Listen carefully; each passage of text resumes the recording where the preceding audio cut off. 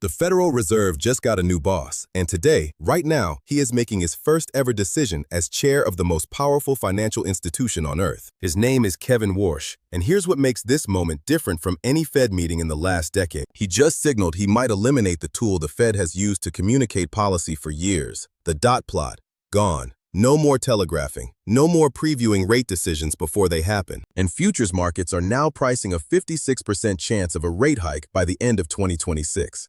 Not a cut, a hike. That is a complete reversal from where we were 6 months ago. If you have a mortgage, a business loan, variable rate debt, or you're just trying to understand what's happening to the economy right now, the next 5 minutes matter. Let me break this down completely. Who Warsh is, what he's changing, and exactly what it means for your money. First, who is Kevin Warsh? Kevin Warsh is not a typical Fed chair. He is not an academic economist who spent his career in universities writing papers about inflation models. He started on Wall Street. Morgan Stanley investment banker in the mid-1990s, moved to the White House as an economic advisor under George W. Bush, then appointed to the Federal Reserve Board in 2006 at just 35 years old. One of the youngest governors in Fed history. Here's what matters most about his background. Kevin Warsh was the Fed's primary liaison to Wall Street during the 2008 financial crisis. He was in the room during some of the most consequential financial decisions in modern history. He knows how markets actually work because he lived it. Trump nominated him. He was confirmed in May 2026, and today, June 17th, is his very first meeting as chair. Second, what is he changing?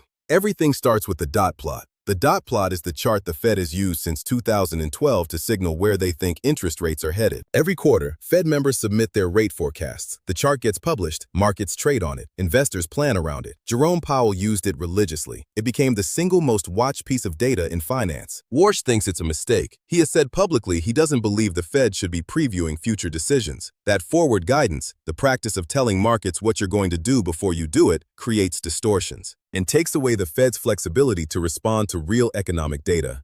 Reports heading into today's meeting suggest Warsh may erase the dot plot's last remaining projected rate cut for 2026 and possibly scrap the entire framework going forward. That is not a small change. That is a regime change in how the most important financial institution in the world communicates with markets. Third, what does this mean for rates? 6 months ago, the question was when the Fed would cut rates. Goldman Sachs and Bank of America have already pushed that timeline to 2027. Now the question has flipped entirely. The May jobs report came in at 172,000 jobs added, nearly double what markets expected. Unemployment held at 4.3%. Wages are still growing. On paper, the economy looks strong. That strength is the problem for anyone hoping for lower rates.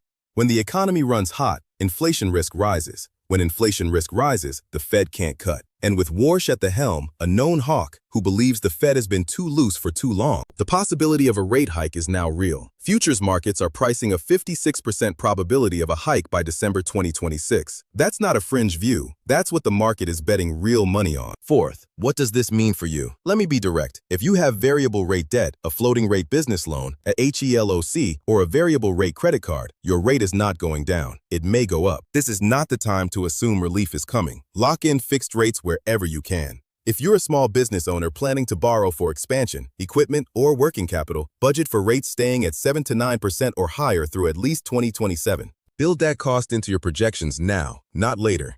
If you're watching mortgage rates hoping for a drop, the Warsh era just pushed that timeline back further. 6.3 to 6.6% mortgages are not going anywhere quickly. And if you're an investor, the elimination of the dot plot means less predictability.